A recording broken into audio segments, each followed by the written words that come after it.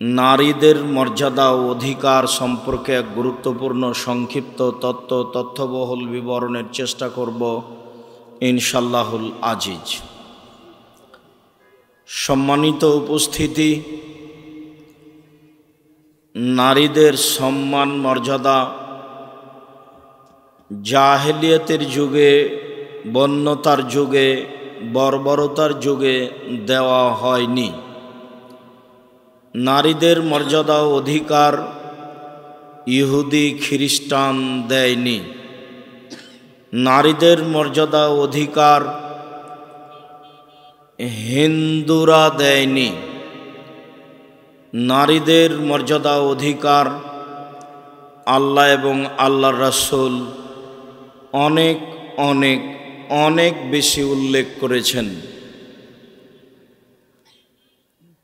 সম্মানিত উপস্থিতি, যদিও আজকের পরিবেশ এমনটা যে ধীরস্থির হয়ে চুপচাপ হয়ে শুনবেন এরকম পরিবেশ নেই, কেননা জায়গার তুলনায় উপস্থিতি অনেক অনেক অনেক বেশি। হয়তোবা ২০-৩০ হাজার মানুষের ব্যবস্থা করেছেন, মানুষ উপস্থিত হয়ে গেছে প্রায় লক্ষের বেশি বা ওইরকম। সেখানে কিভাবে সামলাতে পারেন?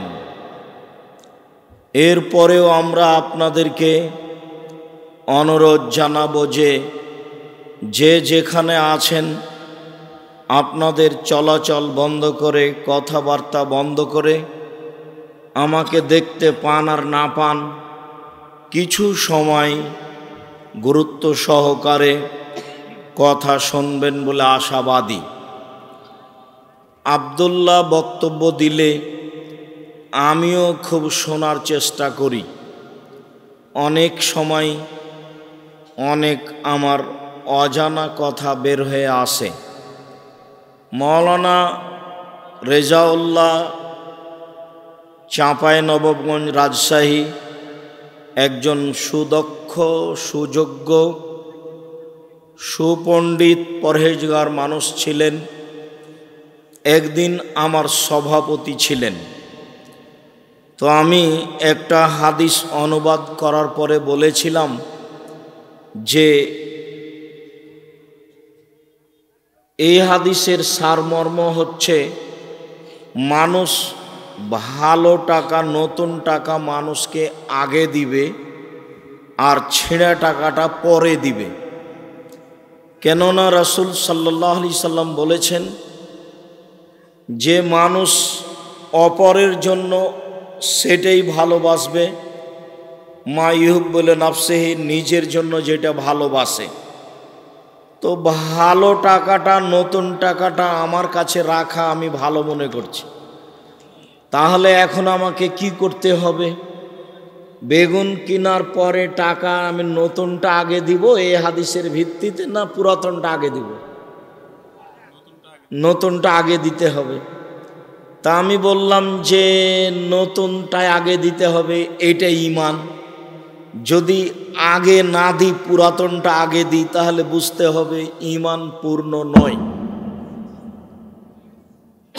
তো উনি বক্তব্য শেষে দাঁড়িয়ে বললেন, আব্দুর রাজ্জাক, হাদিসের সারমর্ম এটাই, তবে আমি বুঝতে পারিনি। অথচ খুব জ্ঞানীগুণী, সুপণ্ডিত মানুষ, যার সামনে দাঁড়ানো সহজ নয়, এরকম মানুষ ছিলেন মাওলানা রেজাউল্লাহ। জ্ঞানীগুণী, পরহেজগার মানুষ। আল্লাহ তাকে মাফ করুক, জান্নাতবাসী করুক, কবরের শাস্তি মাফ করুক। রমজান মাসে জুমার দিনে মারা গেছিলেন। একে তো রমজান মাস দয়া রহমতের মাস, দ্বিতীয়ত জুমার দিনে মারা গেলে কবরের শাস্তি হয় না। জুমার দিনে মারা গেলে কবরের শাস্তি হয় না। সূরা মুলক 30 আয়াত বিশিষ্ট একটি সূরা, সূরা মুলক। এই সূরা নিয়মিত রাতে পড়লে কবরের শাস্তি হয় না।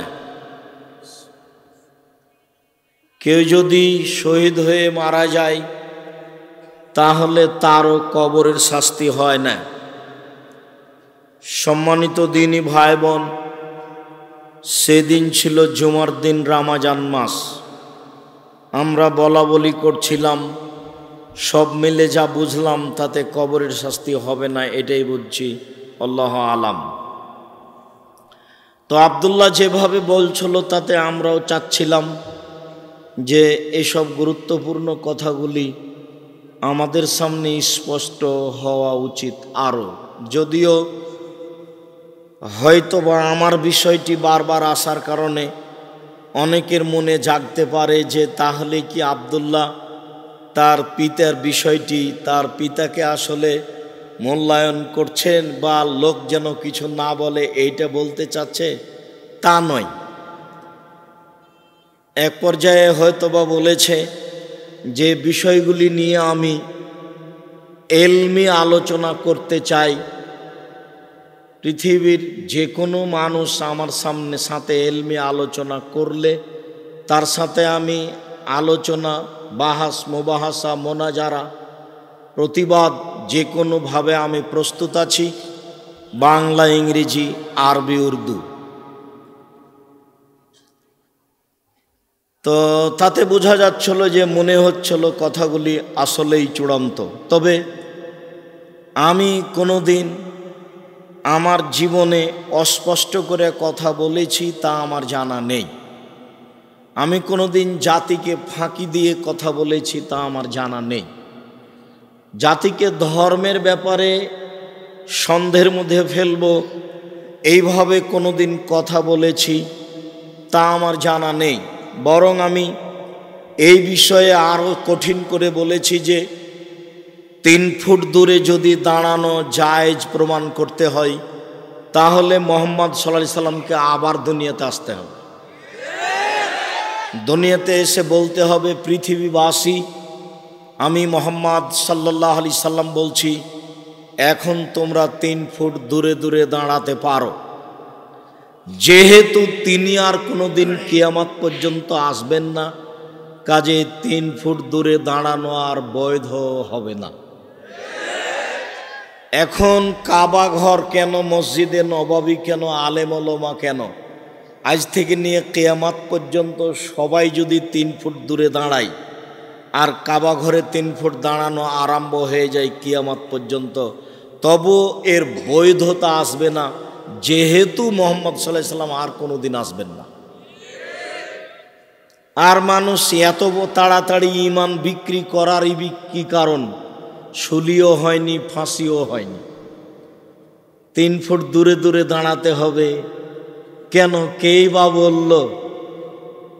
আর কেনই বা এমন হলো? রাসূল সাল্লাল্লাহু আলাইহি সাল্লাম বলেন, সকালে যারা ঈমানদার বিকালে তারা কাফের। রাতে রাতে কি হলো যে কাফের হয়ে গেল? সকালে যারা ঈমানদার বিকালে তারা কাফের, বিকালে যারা ঈমানদার সকালে তারা কাফের। হাদিসগুলি সব বুখারী, মুসলিম। ঘটনা এইরকমই হতে পারে।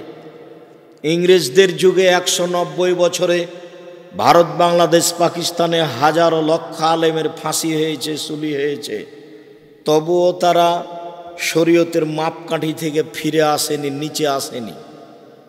রাসূল সাল্লাল্লাহু আলাইহি সাল্লামের সামনে যখন সাহাবীগণ বালা মুসিবত বিপদের কথা বলেছেন, তখন তিনি স্বাভাবিক বসেছিলেন। এইভাবে উঠে বলছেন, হ্যাঁ, তোমাদের উপরে কি বালা মুসিবত এসেছে, তোমরা এমনটা হয়ে গেলে? আগে যারা ছিল তাদের লোহার চিরুনি দিয়ে মাথায় চিড়ে ছাল চামড়া তুলে নিত। এরপরেও তারা তাদের নীতি থেকে পরিবর্তন হয়নি, সরেনি, ধৈর্যের পরিচয় দিয়ে থেকেছে। তার জাজল্য প্রমাণ অনেক। তার একটি প্রমাণ সূরা বুরুজ। মানুষকে আগুনে জ্বালিয়ে দেওয়া হচ্ছে আর সবাই মিলে চেয়ারে বসে জ্বলে যাওয়া লক্ষ্য করছে, উপভোগ করছে কিভাবে তারা জ্বলে যাচ্ছে, আর সবাই হাসতে হাসতে একজন আর একজনের গায়ে লুটিয়ে পড়ছে। তবুও তারা ঈমান থেকে ফিরে আসেনি সরিষা সমপরিমাণ। কিভাবে কি হয়ে গেল? হুজুর ফতোয়া দিয়ে দিলেন যে এই দেখেন আল্লাহর নবী মুখে হাত দেওয়ার কথা বলেছেন, হাই তুললে আল্লাহর নবী হাত দিতেন মুখে। আরে হাই তোলার হাদিস কিভাবে সলাতের মধ্যে ঢুকে গেল? অবাক কথা, বক্তব্যে বলছেন, আরে জুমার খুতবায় মিম্বারে উঠে হুজুর বলছেন যে হাত মুখে দেওয়া যাবে সলাতের সময়। কেন? আল্লাহর নবী হাই উঠলে মুখে হাত দিয়েছে। এত তাড়াতাড়ি পরিবর্তন হওয়া লাগবে না, সময় আরো আছে সামনে, যাতে পৃথিবীতে ঈমান পরীক্ষার ব্যাপারে জটিলতা আসতে পারে, আসাই স্বাভাবিক। সম্মানিত দিনী ভাই বোন, হিন্দুরা মহিলাদের দাম দেয়নি, ইহুদি খ্রিস্টান দেয়নি, জাহেলিয়াতের যুগে দেয়নি। জাহেলিয়াতের যুগে, বন্যতার যুগে, বর্বরতার যুগে নারীদের দাম দেওয়া হয়নি। মর্মে একটি বিবরণ আপনাদের সামনে নকশা হিসেবে পেশ করছি। আল্লাহ তাআলা বলেন, ওয়া ইযা বুশশিরা আহাদুহুম বিল উনসা যাল্লা ওয়াজহুহু মুসআদ্দান ওয়া হুয়া কাযিম। জাহেলিয়াতের যুগে পরিস্থিতি এই ছিল যে যখন কোনো মেয়ের পিতাকে বলা হতো তোমার মেয়ে জন্ম নিয়েছে, তখন পিতার মুখ কালো হয়ে যেত, যেন সে বিষ পান করেছে। বিষ পান করলে যেমন আকার আকৃতি পরিবর্তন হয়ে যায়, মেয়ে জন্মের খবর শুনে বাপের আকার আকৃতি পরিবর্তন হয়ে যেত, মুখ বিবর্ণ হয়ে যেত। ইয়াতাওয়ারা মিনাল কওমি মিন সুই মা বুশশিরা বিহি। মানুষ সমাজ থেকে লুকিয়ে থাকতো, দোকানপাটে যেত না, রাস্তাঘাটে যেত না, হাটে বাজারে যেত না, এই লজ্জায় যে তার মেয়ে সন্তান জন্ম নিয়েছে। রাস্তাতে গেলেই মানুষ তাকে নিন্দা করবে, দাদি শুনলে বলবে, নানি শুনলে বলবে, কি করবি, তোর তো মেয়ে হয়েছে, তুই এখন একটা ডিপিএস খুল, না একটা গাভী কিন, মেয়ের বিবাহ দিবি কি করে। দাদি মনে হচ্ছে যে মেয়ের বিবাহের জিম্মেদারি গরুর উপরে রেখে দিল, মেয়ে তাকদির ছাড়াই চলে এসেছে দুনিয়াতে, ওর তাকদির নেই। পৃথিবী সৃষ্টির 50,000 বছর পূর্বে মানুষের ভাগ্য লেখা হয়েছে। 50,000 বছর পূর্বে যা লেখা হয়েছে আজকে তাই হবে। স্বামী স্ত্রী মিলে যদি মাসে 3 লক্ষ টাকা ইনকাম করেন আর ভাগ্যে যদি 0 থাকে, তাহলে শেষ পর্যন্ত সব কিছু হারিয়ে যাবে। যেমনভাবে সুদ খেলে সব কিছু হারিয়ে যাবে, কিস্তি উঠালে বাড়ি বিক্রি করে এলাকা থেকে পালিয়ে যেতে হবে, তার জাজল্য প্রমাণ আমার প্রতিবেশী তার একজন আমার চোখের সামনে প্রমাণ। কিস্তির কারণে বাড়িও বিক্রি করে পালিয়ে গেছে। অতএব তাকদিরে যা আছে এটাই হবে। তাই একটা বাক্য খুব স্পষ্ট হয়েছিল বলে আমি মনে করছিলাম বাক্যটি আবারও বলে রাখি। এই ছেলে, এত ব্যস্ত হচ্ছেন কেন? আমি জানছি রাত অনেক হয়েছে, আসতে আমাদের দেরি হয়েছে। কওমি মাদ্রাসা, যাকে বলি আমরা দারসে নেজামি কওমি খারেজি মাদ্রাসা, জনগণের সহযোগিতাই চলে। জনগণ যা কিছু সহযোগিতা করে সেভাবেই চলে। আমি বহুদিন বলেছি, নিমগাছি মাদ্রাসায় জালসা শুনতে আসলে 2 মাস 1 মাস 15 দিন আগে থেকে প্রস্তুতি নিতে হবে। ছেলে নেবে 100 টাকা, মেয়ে নেবে 50 টাকা, আপনার স্ত্রী হাতে নেবে 500 টাকা, আপনি নেবেন 1000 টাকা। চলো যায় আজকে আমরা নিমগাছি ঐতিহ্যবাহী পুরাতন কওমি মাদ্রাসায় জালসা শুনতে যাব, আল্লাহর হস্তে এই টাকাটুকু দান করে আসি। আর আপনাদের জানা আছে, আব্দুর রাজ্জাক সাহেব বলেছেন একাধিক দিন যে এবাদতের জগতে সবচেয়ে শক্তিশালী ক্ষমতাধর ব্যতিক্রম এবাদত হলো দান। দানের মতো শক্তিশালী এবাদত পৃথিবীর মাটিতে নেই। দানই এমন একটা এবাদত যে দান আল্লাহকে, আল্লাহর রাগ, ত্যাগ, তিতিক্ষা, গোস্সাকে মিটিয়ে দিতে পারে। দানই এমন একটা ক্ষমতাধর এবাদত যে কবরের শাস্তিকে বন্ধ করে দিতে পারে। দানই একটা ক্ষমতাধর শক্তিশালী এবাদত যে মানুষের পাপকে মিটিয়ে দিতে পারে, পানি যেমন আগুনকে নিভিয়ে দিতে পারে। দানই এমন একটা শক্তিশালী এবাদত যেটা বিচারের মাঠে আপনার উপরে ছায়া হিসাবে থাকবে যতদিন পর্যন্ত আপনার বিচার শেষ না হবে। এবাদতের জগতে এমন কোনো এবাদত নেই যে এত কিছু করতে পারে। এবাদতের জগতে এমন কোনো এবাদত নেই, যতই শক্তিশালী এবাদত হজ হোক না কেন, যতই শক্তিশালী ইবাদত সিয়াম রোজা হোক না কেন, যতই শক্তিশালী ইবাদত আল্লাহর ভয়ে এক ফোঁটা চোখের পানি হোক না কেন, আব্দুর রাজ্জাক সাহেবের মুখে শুনেছি এক ফোঁটা চোখের পানি, লাই ইয়ালেজার রাজুলুন নারা বাকামিন খাসিয়াতিল্লাহ হাত্তা ইয়ালেজাল জামাল ফিল হাত্তা ইয়ালেজাল জামাল ফিসাম্মিল খেয়াত হাত্তা ইয়ালেজাল লাবানো। অত ঠিক উটের ওলান গাভীর দুধ থেকে ওলান থেকে চাপ দিয়ে দুধ বের করে ভিতরে ঢোকানো যেমন অসম্ভব, আল্লাহর ভয়ে কাঁদে যে তার জাহান নামে যাওয়া তেমনি অসম্ভব। লাই ইয়ালেজার রাজুল বাকামিন খাসিয়াতিল্লাহ, ওই লোক জাহান নামে যাবে না যে লোক আল্লাহর ভয়ে কাঁদে, গাভীর ওলান থেকে চাপ দিয়ে দুধ বের করে ভিতরে ঢোকানো যেমন অসম্ভব, গাভীর ওলান বাঁট থেকে দুধ বের করে ভিতরে ঢোকানো যায় না যেমন, আল্লাহর ভয়ে কাঁদে যে সে জাহান নামে যাবে না তেমন। এ কথা ঠিক, আল্লাহর ভয়ে কাঁদলে জাহান নামে যাবে না এ কথাই চূড়ান্ত। এরপরেও এই ইবাদত আপনাকে আপনার মায়ের কবরের শাস্তি ঠেকাতে পারে না। একমাত্র দানি আপনার মায়ের কবরের শাস্তি বন্ধ করে দিতে পারে, একমাত্র দানি আপনার দাদা দাদির কবরের শাস্তি বন্ধ করে দিতে পারে। ব্যতিক্রম ক্ষমতাধর ইবাদত হলো দান। যার জন্য বলেছি বেসরকারি কওমি এই মাদ্রাসায় যেদিনই বক্তব্য শুনতে আসবেন সেদিন যতটুকু সম্ভব 5 টাকা 10 টাকা 50 টাকা 2000 টাকা 500 টাকা 5000 টাকা সাথে নিয়ে আসবেন। আমি আলোচনার মধ্যে আছি, আপনাকে এখন দিতে বলিনি, তবে মনে রাখবেন যাওয়ার সময় সেইভাবেই প্রতিষ্ঠানকে মূল্যায়ন করে যাবেন 10 টাকা হলেও। আর জামিয়া সালাফিয়া শিক্ষার একটা বিশাল মাঠ, আমি শতদিন বলেছি এদেশের মাটিতে আমি উন্নত মানের প্রতিষ্ঠান গড়বই ইনশাআল্লাহ, যে কোনো মূল্যে। আমি প্রতিষ্ঠানের মাঠে বলেছি আমার হাতে টাকা নাই, এ কথাও সত্য। এখানে প্রতিষ্ঠান গড়বে এ কথাও সত্য। কিভাবে গড়বে তা আমি জানি না, তবে নিশ্চিত গড়বে, অবধারিত গড়বে ইনশাআল্লাহ। কিভাবে গড়বে আমি জানি না, আল্লাহ ভালো জানেন। সেই জামিয়া সালাফিয়াই আপনাদের আন্তরিকভাবে দোয়া থাকতে হবে।